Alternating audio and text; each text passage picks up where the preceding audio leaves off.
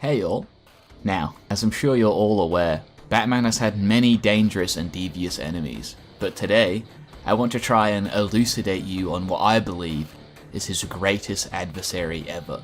To do so, I'll have to reveal one of the least well understood and darkest parts of Batman's history throughout his entire 80-year run. I decided to make this video about a month ago, and I didn't plan to do it so soon, just thinking it would be a fairly normal, run-of-the-mill DC Batman video. However, during my research, I stumbled upon something so weird, so out there and crazy, that the video couldn't wait. I had to put it out there now. So I hope you all enjoy. The story of the Dark Knight's greatest antagonist begins with, and is informed by what I'm about to tell you of the Batman Who Laughs. Now don't worry, the star of this video isn't the Bat Who Laughs. That wouldn't really make sense after all. He is Batman, but he is central to what I'm about to tell you. The Batman Who Laughs is a dark multiverse of Bruce Wayne, who became what he is today as a result of the super concentrated Joker toxin that was released from the Joker's heart when he was killed by Batman. This essentially meant that he had, the brains and the smarts of Batman, but the lack of conscience and morality of the Joker. Batman had lost the biggest thing holding him back, his conscience. As a result, the Batman Who Laughs is a nigh unstoppable monster, and has even been directly described numerous times as the manifestation of the idea that Batman always wins. He has corrupted the Teen Titans and Suicide Squad, turning them into twisted beings similar to himself and the Joker.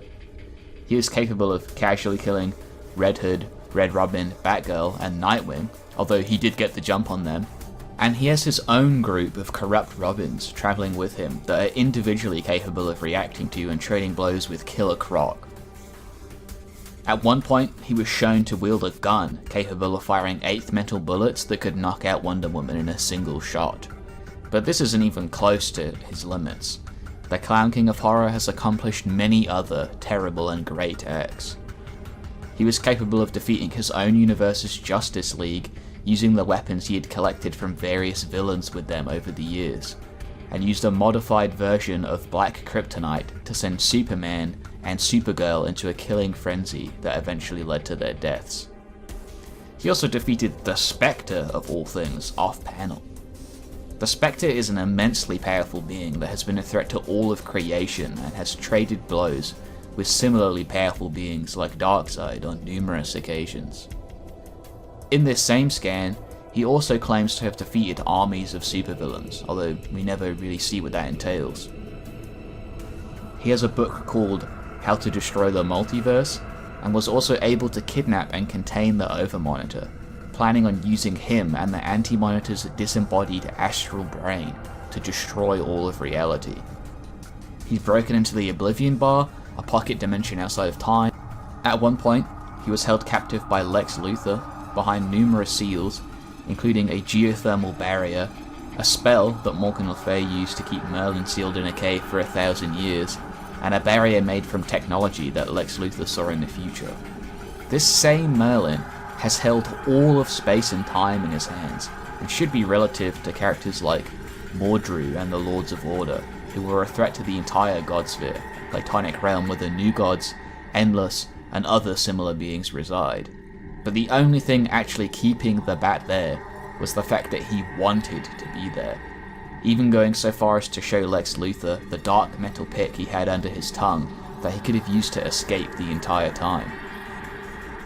He was also the first person to figure out Lex Luthor's plan to unlock the dark forces of the multiverse, those being the Still Force, the Invisible Emotional Spectrum, the Tear of Extinction, the Void Wind, the Black Apple, the Sixth Note, and an as-yet unnamed Seventh Force.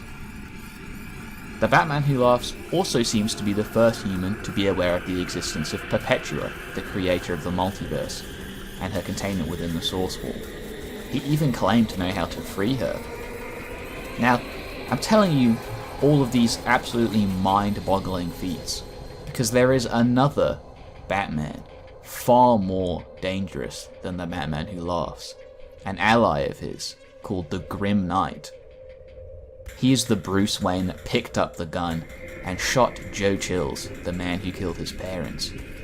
Instead of becoming the Batman that we know today, the Grim Knight became an enemy of criminals without restraint. He's similar to the Batman Who Laughs in that he is a Batman without a conscience, but the Grim Knight has always been like this, unlike the Batman Who Laughs, who is new to the game. The Batman Who Laughs even says the Grim Knight is the deadliest man alive, at least making him more competent than himself if nothing else. This is also supported by the cover art, calling the Grim Knight the most dangerous of the Dark Knights.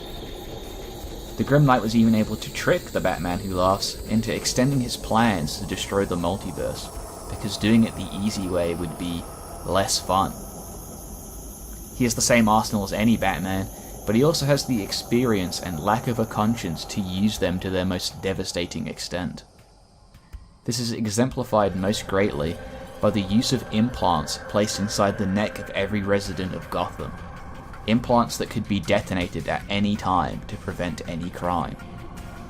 This would have gone entirely unrivaled if it wasn't for the ire of a citizen of Gotham. All of the Grim Knight's planning, all of his surveillance and weapons and cunning, were completely incapable of stopping none other than Commissioner fucking Gordon. The Commissioner first took issue with the Grim Knight when he killed a group of corrupt aristocrats who were funding the crime in Gotham by burning them alive. He quickly went on to kill the various crime bosses in Gotham like Tony Zuko and Carmine Falcon. Villains like the Joker never had the chance to even be recognized as a major threat to the Grim Knight, because he would kill them upon their first meeting. Imagine a world controlled by someone smart enough to wipe out an entire multiverse. A city watched from all sides, surveillance measures at every turn, all set up by the most devious mind known to mankind. This is the world that the Grim Knight created. All of this only served to rile up the most focused and determined enemy that any Batman has faced in any world. Most of the other police officers in Gotham viewed this Batman as a hero killing the bad guys, and so chose not to help with the plans to take him down. Despite this, Gordon still went ahead with it anyway. His first plan of action was to set up a trap for the Batman by luring him in with the bat signal, the first time it had ever been used in this world. Batman, as predicted, swooped in and quickly discovered that the signal was actually an incredibly powerful magnet trapping him, now finding himself surrounded by tons of SWAT and police officers.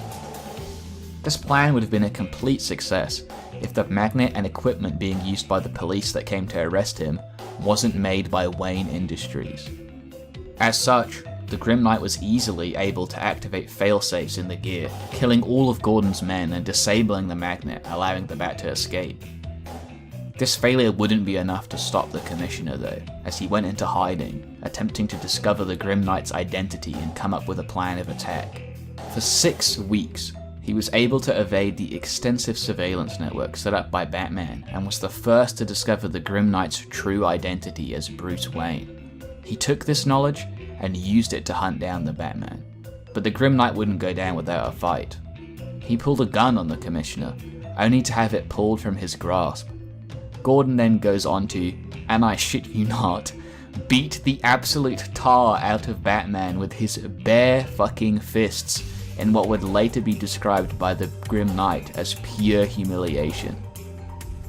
Bruce Wayne was then taken to court for his crimes and put in prison, stripped of all his assets, where he remained until the Batman Who Laughs freed him.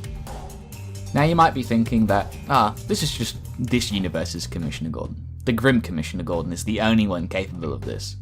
But you would be wrong. It's directly acknowledged by the original Commissioner Gordon that he would have done the exact same thing if the Batman of his reality isn't the man he was. What this essentially proves is that if it wasn't for the Batman, Gotham would have a far more capable Guardian in Commissioner Gordon. All of these things are what make the Commissioner Batman's greatest adversary, without a doubt. Batman may have been defeated in the past, but have you ever seen one of his villains beat him both physically and in court? I didn't think so. Beating the Bat down is one thing, but outsmarting and trapping him is something that only the best can accomplish. In a recent comic, we saw the main universe Commissioner Gordon tussle with the Grim Knight himself, where he was subjected to the Joker toxin, potentially giving us a Commissioner who laughs in the future. Perhaps something to look forward to. That will, however, require its own video. So, for now, thanks for watching. I hope you all enjoyed. Check out my channel for some other DC or One Punch Man content if you liked this video. And do recommend some more topics for me to cover, especially DC related stuff. And I'll see you guys next time.